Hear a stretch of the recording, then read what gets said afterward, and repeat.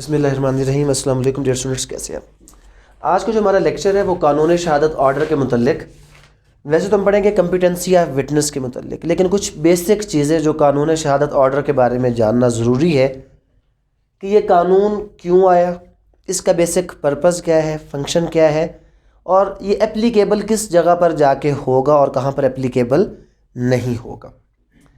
अब इसमें मैंने आपको क्या बताया कि हमारे जो लॉज है दो किस्म के, एक है हमारा सिविल लॉ और एक है हमारा क्रिमिनल लॉ। और लॉ के अंदर फर्दर क्या चीज़ होती है, या तो कोई भी लॉ जो होता है वो होता है सब्सटेंटिव, और या तो कोई भी लॉ क्या होता है प्रोसीजरल। अब सिविल लॉ ने क्या किया, हमें सब्सटेंटिव लॉ की सूरत में specific relief act, transfer of property act, contract act, Muslim personal law, different किस्म के सब्सटेंटिव लॉ हमारे लेजिस्लेचर ने दे दिए। सब्सटेंटिव लॉ क्या करता है, हमें कोई राइट देता है या हमसे राइट लेता है, ये राइट क्रिएट कर देता है। अब जो मेरा राइट सब्सटेंटिव लॉ ने क्रिएट किया, कोई शख्स उसको वायलेट करता है, अगर उसको इन्फ्रिंज करता है, तो इस सूरत में मुझे क्या करना पड़ेगा, इस सूरत में मैं चला जाऊंगा सिविल कोर्ट के पास। तो सिविल कोर्ट क्या करता है, सीपीसी का जो प्रोसीजर है, सिविल प्रोसीजरल कोड का, वो फॉलो करता है ताकि मुकदमे को क्या किया जा सके, मुकम्मल किया जा सके। फिर जब सिविल अदालत इशू फ्रेम कर लेती है तो वो कहती है कि चलो ठीक है जी, अब अपने मामले को साबित करने के लिए आप गवाह लेकर आए। अब सवाल ये उठा, पहला सवाल, गवाही कौन दे सकता है। पहला सवाल क्या उठा हमारा कि गवाही कौन देगा। दूसरा सवाल क्या उठा, दूसरा सवाल ये उठा कि कितने गवाह चाहिए, किसी भी मुकदमे के लिए कितने गवाह चाहिए। तीसरी बात क्या आई कि किस हकीकत के मुतल्लिक गवाही दी जा सकती है, किस चीज़ के मुतल्लिक गवाही होगी और किस चीज़ के मुतल्लिक गवाही नहीं होगी। फिर उसके बाद नेक्स्ट जो हमने कहा, हम इसकी आगे मज़ीद काइंड्स में चले गए कि ये जो हमारी गवाही है या ये जो हमारा एविडेंस है, ये एविडेंस क्या है। ये एविडेंस तो दो किस्म का है भाई, कैसा कैसा, एक प्राइमरी और एक क्या, सेकेंडरी। अब ये प्राइमरी एविडेंस क्या होगा, प्राइमरी एविडेंस ओरिजिनल डॉक्यूमेंट्स, और सेकेंडरी उसकी कॉपी। फिर कानून ने कहा कि भाई बात यह है कि जब किसी भी मुकदमे को साबित करना है तो प्राइमरी से साबित करना है, सेकेंडरी से नहीं। किससे साबित करना है, प्राइमरी। तो फिर हमने पूछा भाई प्राइमरी होता क्या है, उसने कहा कोई भी चीज़ जो ओरिजिनल इटसेल्फ होगी वो क्या होगी, प्राइमरी, और उसकी जो फोटो कापी होगी वो क्या होगी, सेकेंडरी। अगर मैं यहां पर खड़े होकर ये कहता हूं क्या कि मैंने अपनी आंखों से देखा है कि आज सुबह फतेह ने सदाम को थप्पड़ मारा था, अब क्या आप लोगों ने ये चीज़ देखी, आपने मुझसे क्या किया, सुना, और आप आगे जाकर किसी को कहते हैं कि जी आज सुबह फतेह ने सदाम को थप्पड़ मारा था, वो आपसे पूछता आपने खुद देखा है, आप कहते नहीं हमने सर से क्या किया है, सुना। और बात भी कैसे चल रही है, जुबानी। तो हमें ये कानून फिर आगे बताता कि ये जो जुबानी कलामी वाली बातें हैं ना, जो ओरल एविडेंस है, ये क्या है, ये डायरेक्ट होने चाहिए, ये सुनी सुनाई बातें नहीं होनी चाहिए। फिर आगे फर्दर क्या है कि उसने मजीद कहा कि यार ये प्राइमरी सेकेंडरी तो होता है, लेकिन इसके साथ साथ क्या है कि जो आपका एविडेंस है ये कुछ डॉक्यूमेंट्री होता है और कुछ ओरल भी होता है। अब ये डॉक्यूमेंट्री एविडेंस क्या है और ओरल एविडेंस क्या है। डॉक्यूमेंट्री एविडेंस जो कागजात दस्तावेजात की सूरत में होता है, और ओरल एविडेंस क्या होता है, जुबानी। अब सवाल ये आया कि क्या ओरल एविडेंस काबिल कबूल है या नहीं, और क्या डॉक्यूमेंट्री एविडेंस काबिल कबूल है या नहीं। जब हमने कहा एविडेंस की तारीफ की तरफ हम चले गए ना, तो एविडेंस की तारीफ में हमें पता चला आर्टिकल 2 उसकी क्लास 1 और उसकी क्लास सी, उसने कहा कि एविडेंस इज अ स्टेटमेंट। तो स्टेटमेंट का क्या मतलब हुआ, जुबानी। या कोई भी ऐसा document which is produce for the inspection of the court. तो एविडेंस की कितनी काइंड्स आ गई? 2।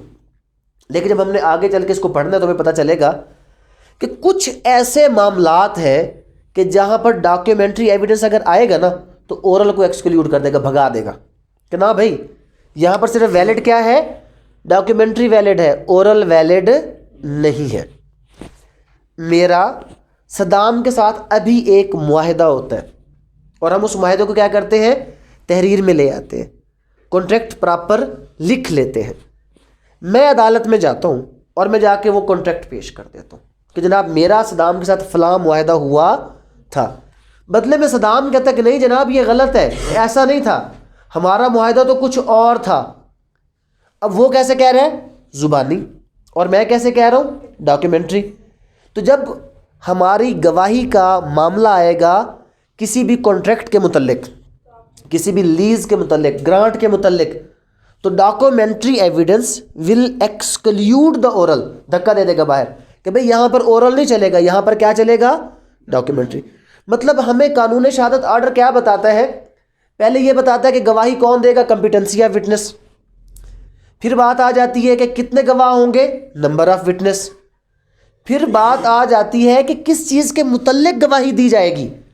तो हमें उसने बताया कि सिर्फ फैक्ट एंड इशू और रेलेवेंट फैक्ट के मुतल्लिक गवाही दी जाएगी, हर चीज़ के मुतल्लिक गवाही नहीं होगी।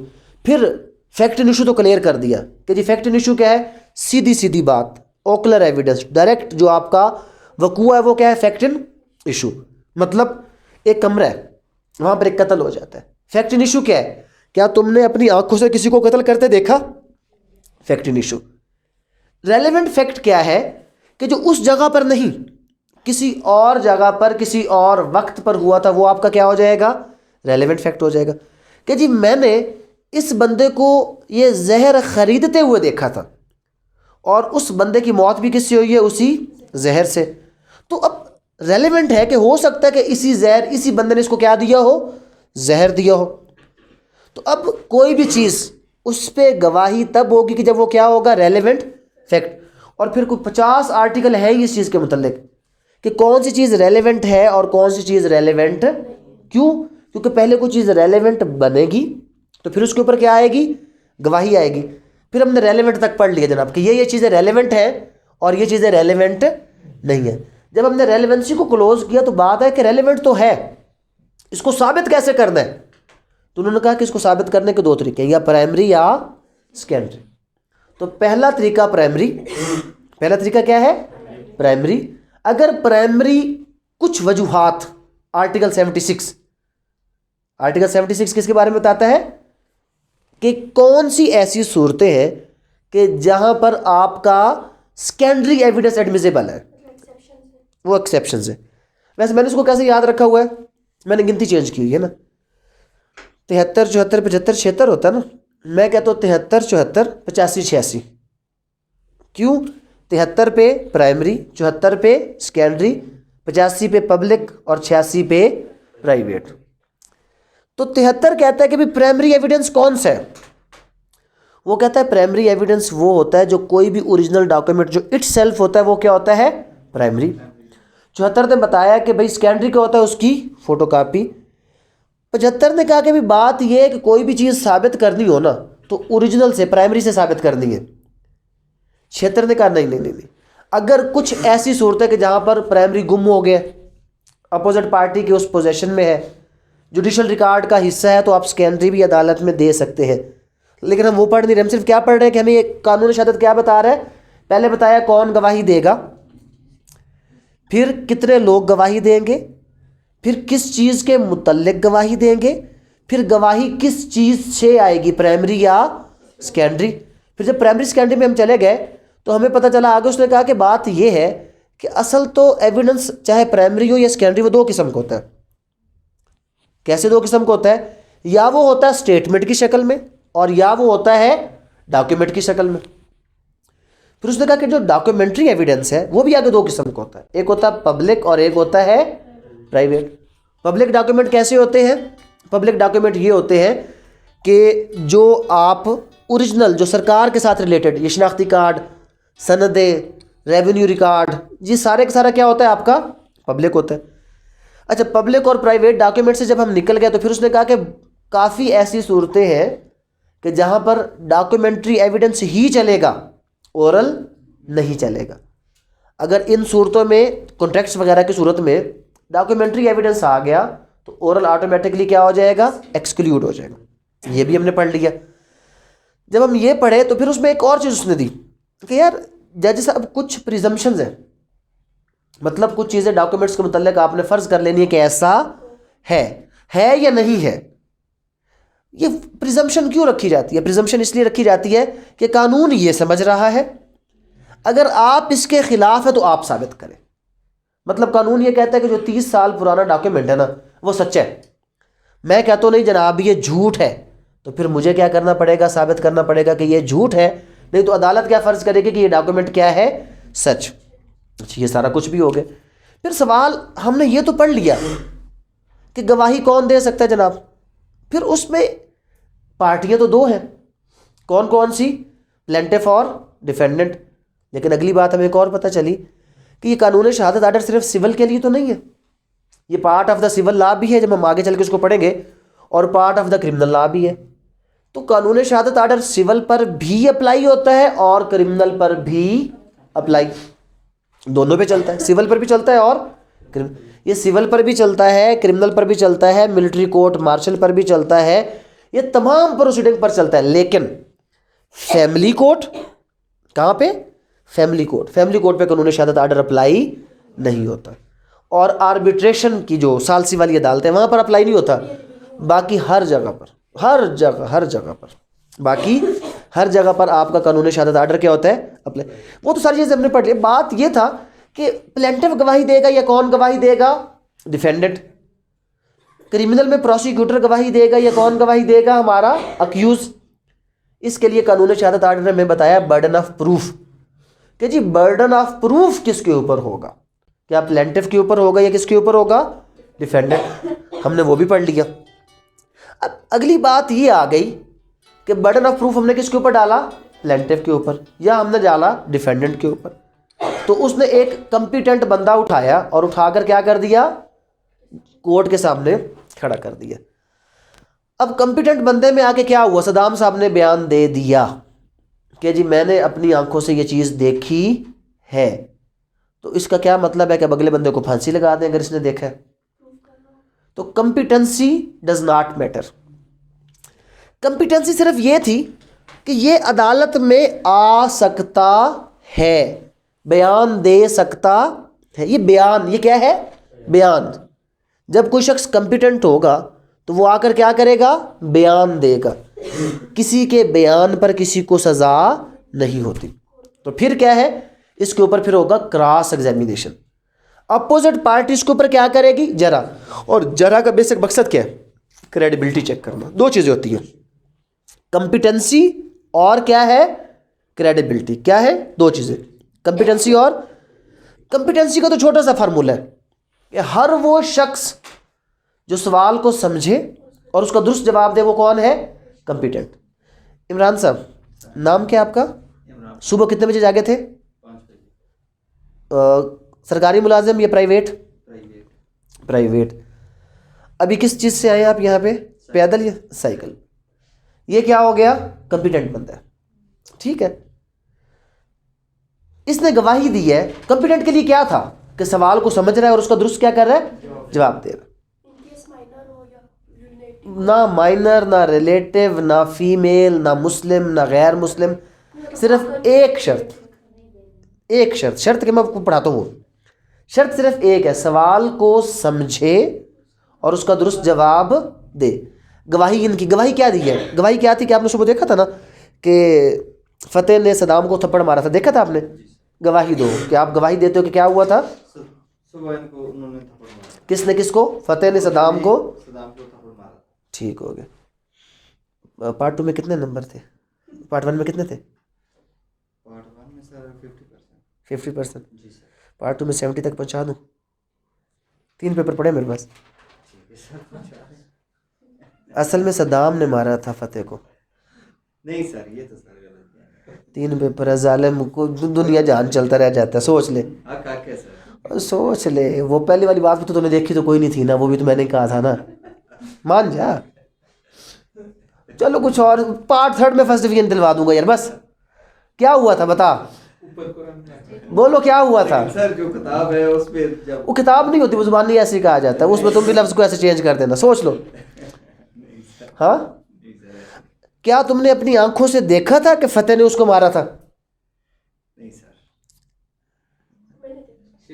इसने तो देखा ही कोई नहीं है, तो तुम कैसे कह सकते हो कि तुमने सुबह देखा था? सर जुबानी सुना था। जुबानी सुना था? कितने बजे मारा था उसने? 7:30 पे। 7:30 पे? और इधर तो लिखा हुआ 11 बजे लड़ाई हुई थी, 7:30 पर तो फतेह सोया हुआ था वहां पे।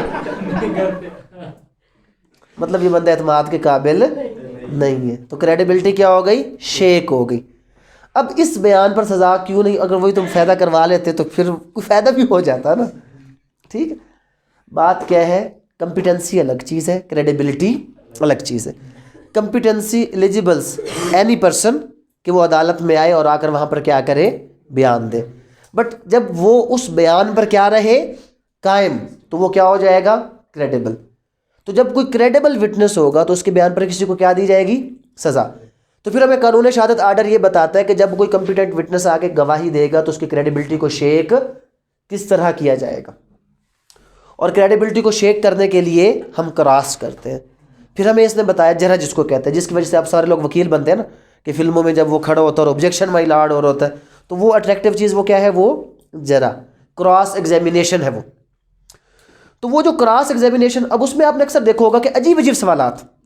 फिर हमें कानून शहादत आर्डर ये भी बताता है कि कौन सा सवाल किया जा सकता है और कौन सा सवाल, ठीक है, अनोइंग क्वेश्चन, इंसल्टिंग क्वेश्चंस नहीं किए जा सकते। सही, अनोइंग और इंसल्टिंग क्वेश्चन अक्सर हम लोग करते हैं वहां पे। बट मतलब ये पूरी वो चीज़ें मैंने आपको बताई है जो कानून शहादत आर्डर के अंदर मौजूद है। फिर सवाल उठा कि यार आजकल तो बड़ा मॉडर्न दौर आ गया, तो ये सीसीटीवी कैमरा, मोबाइल कैमरा, क्या ये एविडेंस काबिल कबूल है? तो आर्टिकल 164 ने ये बताया कि हाँ जी काबिल कबूल है। फिर दरमियान में एक और मामला आ गया। मामला क्या आ गया कि अगर कोई ज़ुबानी कॉन्ट्रैक्ट हो गया तो क्या ज़ुबानी कॉन्ट्रैक्ट काबिल कबूल है? वैसे तो कॉन्ट्रैक्ट को क्या होना चाहिए, रिटन फॉर्म में होना चाहिए। अब मेरा कॉन्ट्रैक्ट हो गया ज़ुबानी, और मेरे सारे गवाह कोयटा वाले थे। सारे गवाह कौन से थे? कोयटा वाले। तो मुकर गए। अब मैं क्या करूं? अब अगर मैं अदालत में जाके कहता हूँ कि जनाब ये मेरा हक है, तो मुझे क्या है, मेरा हक क्या? अब कोई सूरत है ना, कोई तहरीर ना कोई गवाह। जब तहरीर ना हो, गवाह ना हो, तो एक चीज़ रह जाती है, और वो क्या है? अल्लाह। तो आर्टिकल 163 है, 163, कि जब आपके पास कोई सबूत नहीं है तो आप अपने मामले को अदालत में कैसे लेकर जा सकते हैं, कैसे गवाही देंगे? कि मैं हलफ उठाकर कहता हूं कि ये चीज़, मेरा दावा सच है। कुरान पर हो, मैं हलफ उठाता हूं कि ये मेरा दावा क्या है, सच है। अगर ये दूसरा बंदा भी हलफ उठा दे तो मैं अपना दावा छोड़ दूंगा। दूसरा बंदा भी क्या करे, हलफ उठाए, तो मैं अपना दावा छोड़ दूं। उस पर अगर अगला बंदा हलफ उठाएगा तो आपको दावा छोड़ना पड़ेगा, और अगर वो झूठा होगा तो वो कभी भी हलफ नहीं उठाएगा। तो अगर वो हलफ ना उठाए तो फिर कुछ नहीं हुआ, फिर मुकदमा चलेगा। होना तो ये चाहिए था कि अगर वो हलफ ना उठाए तो केस यहीं पे क्या होना चाहिए था, ख़त्म। लेकिन कानून शहादत आर्डर में ख़त्म वाली बात नहीं है कि अगर हाँ हलफ पर अगर वो इनकार करे तो आपका दावा क्या हो गया, ख़त्म।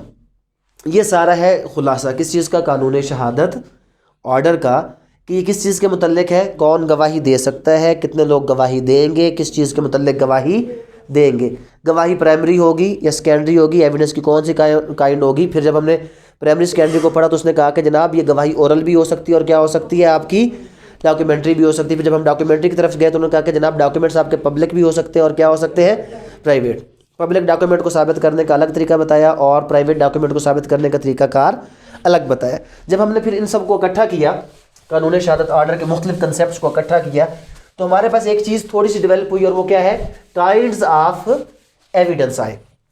हमने अभी तक जो चीज़ें पढ़ी बेसिकली हमने क्या किया, डिफरेंट काइंड्स निकाले।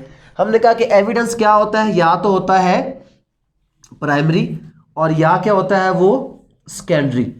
मेन काइंड्स है दो, प्राइमरी और सेकेंडरी। ये दो काइंड्स हैं हमारे एविडेंस की, कि एविडेंस या होगा प्राइमरी और या क्या होगा सेकेंडरी। प्राइमरी क्या है, कोई भी ओरिजिनल चीज जो होगी वो प्राइमरी, और उसकी जो कॉपी होगी वो क्या हो जाएगा आपका सेकेंडरी। फिर हमने कहा कि ये एविडेंस क्या हो सकता है आपका, ये डॉक्यूमेंट्री भी हो सकता है और ये क्या हो सकता है, ये ओरल भी हो सकता है। डॉक्यूमेंट्री में फिर हमने कहा कि ये पब्लिक भी हो सकता है और ये क्या हो सकता है, प्राइवेट भी हो सकता है। फिर ओरल में हमने कहा कि ये जो ओरल एविडेंस है ये डायरेक्ट हो सकता है और होना भी क्या चाहिए, डायरेक्ट होना भी क्या चाहिए, ये डायरेक्ट। और ये हेयर से भी हो सकता है। हेयर से मतलब सुनी सुनाई बात। आर्टिकल 71 ने कहा कि जी oral evidence must be direct, हमेशा क्या होना चाहिए, डायरेक्ट होना चाहिए। लेकिन जो हेयर से एविडेंस है उसने कहा कि हेयर से एविडेंस इज नो एविडेंस। लेकिन कानून में एक घिसा पिटा फिक्रा है, वो कौन सा है, where there is a general rule there is an exception. इसकी एक्सेप्शन भी आ गई, कौन से वाली, डाइंग डिक्लेरेशन या एक्सपर्ट ओपिनियन या कोई भी चीज जो जुडिशियल रिकॉर्ड का हिस्सा हो।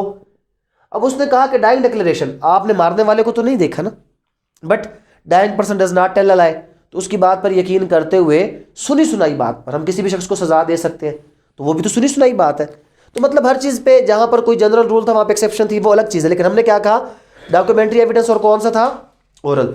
ओरल क्या हो सकता है, डायरेक्ट, या क्या हो सकता है, हेयर से।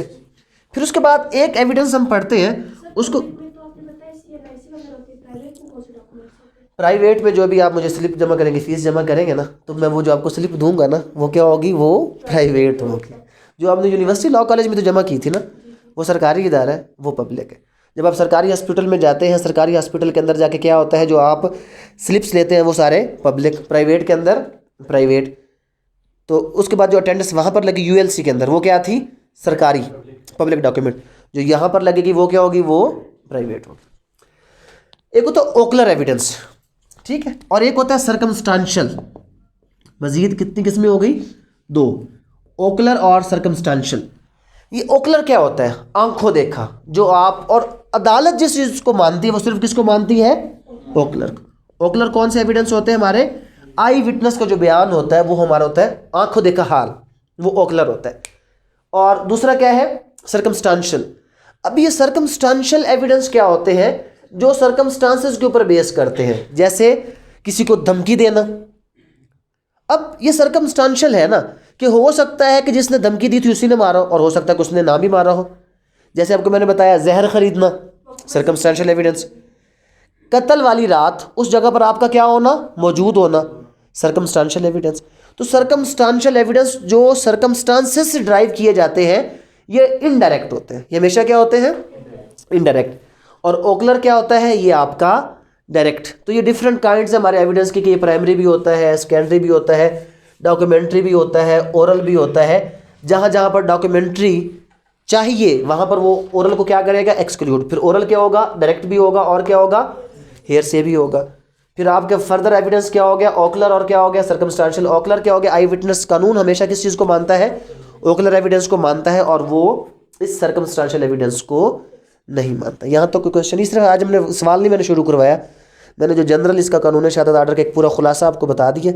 वैसे हमने पढ़ना है कल इंशाल्लाह कम्पिटेंसी ऑफ, सवाल की सूरत में पढ़ेंगे, कम्पिटेंसी ऑफ विटनेस पढ़ेंगे। और क्योंकि 2 सब्जेक्ट हम शुरू करें, 15 दिन हमें लगेंगे। 15 टॉपिक इसके पढ़ेंगे इंशाल्लाह, और 15 ही टॉपिक उसके किसके ले जाएंगे, लैंड रिव्यू। अगर बल्कि लैंड रिव्यू आपके 7-8 है ना, उसको जल्दी ख़त्म करके साथ एक नया सब्जेक्ट शुरू कर लेंगे। यहाँ तो कोई क्यूरी तो नहीं है, ठीक हो।